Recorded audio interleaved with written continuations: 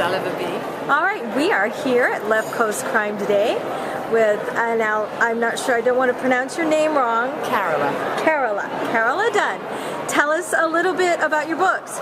My books, I have two series. One is set in the 1920s in England. That's the Daisy Dalrymple series. There are 20 books so far.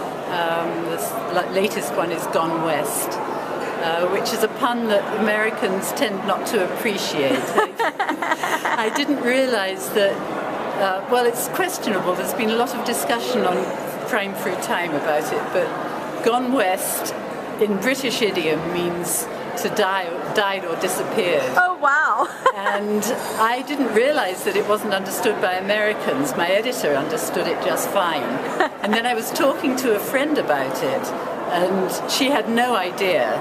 So I ended up putting a little note in the front of the book saying, for my American readers, Gone West in Britspeak means this. It means very died or nice, disappeared. very nice. Yeah, And I had no idea. Now, the Crime Through Time e-list, there's been a discussion about it, and lots of Americans on that say they did know. So now I'm just bemused, amused, and confused.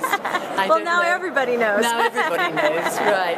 So that's the latest, that's the 20th. Okay. And then I have another series set in Cornwall, Cornish Mysteries, that was set around 1970. The date isn't very specific.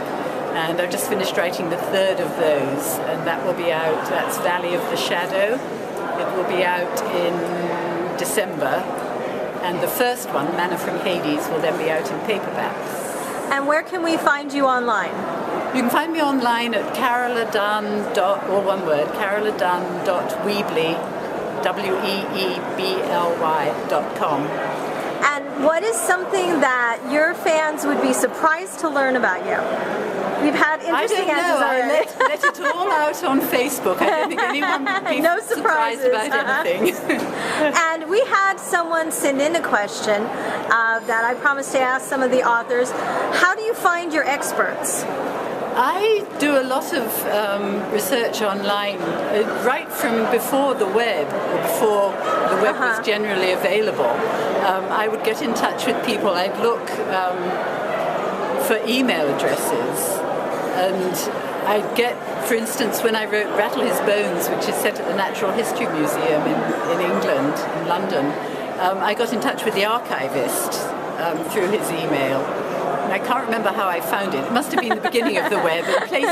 Places like the Natural History Museum already had some sort of website. Maybe it was just a list of employees with their emails or something. But he was really thrilled. A lot of people are thrilled to deal with him, to help a mystery author. It seems to have a sort of glamour to it. And he had incredible quantities of information. The books are set in the 1920s, and he had all the history of the museum way back into the 1800s. And he could have told me, had I wanted to know, which I didn't, the names of the people who came in at night to polish the glass cases. Oh, wow. So he knew everything. I didn't need that, but, and when I went over, he showed me the basement and the research rooms and the back stairs. He showed me where they shut off the big metal gate to the